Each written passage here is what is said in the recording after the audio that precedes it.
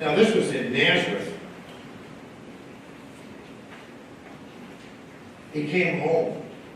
The town he grew up in. And they'd heard about it. Wow. Wonder what he's going to do here. And they were quite impressed. You heard it.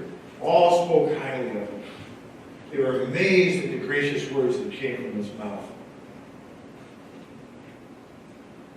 But somebody said, wait a minute.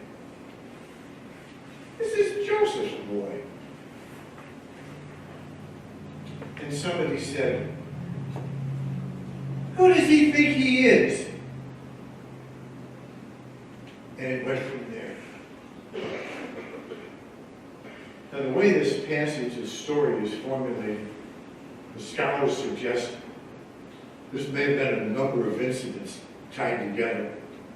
And it's certainly crafted as a prophecy of the ministry and the rejection and the execution of Jesus. When he gives these two examples about the widow from Zarephath and Sidon, what's the big deal? Naaman the Syrian, what's the big deal? The big deal was they were both foreigners. They were non-Jews. And Jesus is pointing out, in your own scriptures,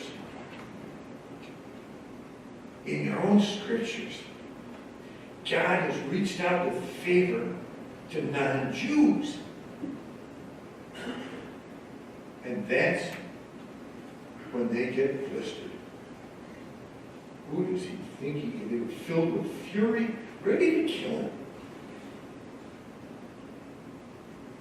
Now, Paul Harvey, if he didn't copyright it, he should have.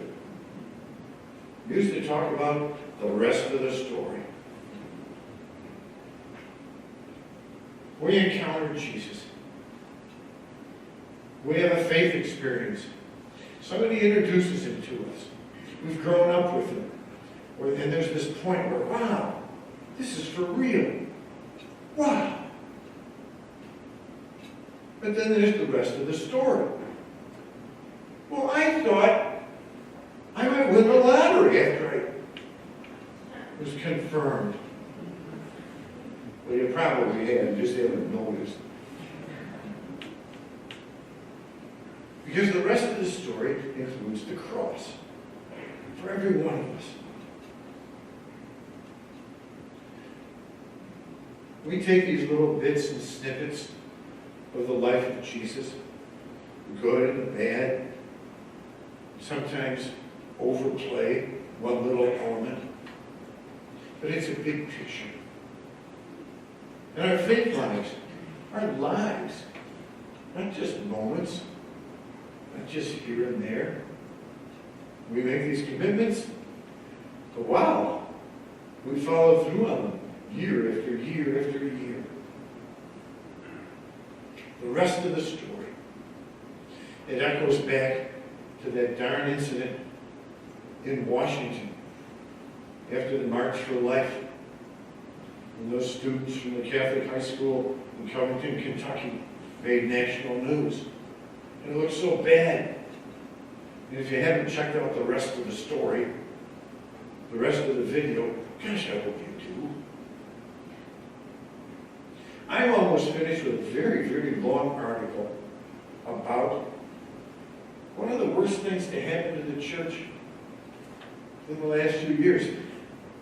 That report from the Attorney General of Pennsylvania and the grand jury just lacerating the church. And as I read this article, well, the rest of the story points out that a report that's over 1,000 pages long, who's read it? Well, this guy did.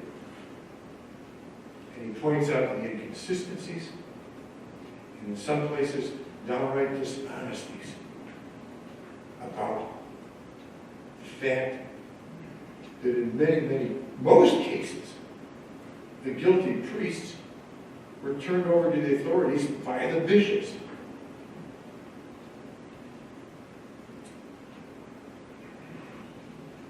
You know there's always more to the story. Jesus passed through their midst and left them. This is only chapter 4 in the Gospel according to Mark. There's a lot more to the story.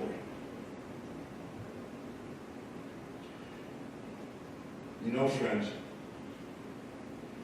we're living the rest of the story.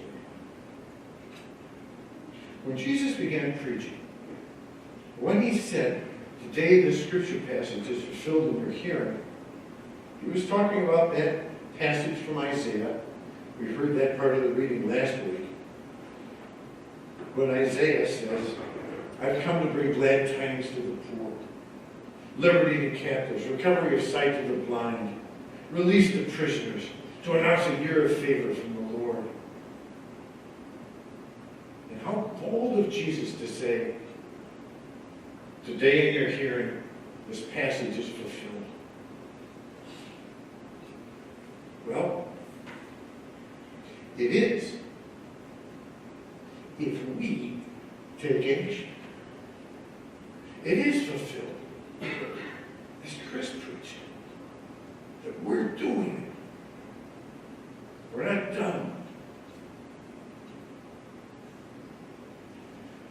The beautiful second reading, Paul's great hymn to love from 1 Corinthians. We hear it frequently at weddings. That's the way to live the rest of the story. In love. In love.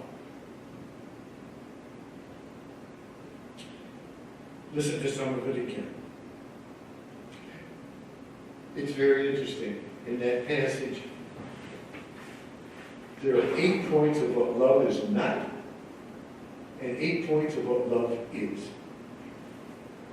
It's not jealous or proud or snobbish. It's not rude or self-seeking. But it is patient and kind. Trusting and hopeful. It is unfailing. And it may not be the most popular quality and virtue in our world today. Love is not about power. It's not about fear and shame. The very word, we know what it means. We're called not just to enjoy it or receive it, but to live it and to give it.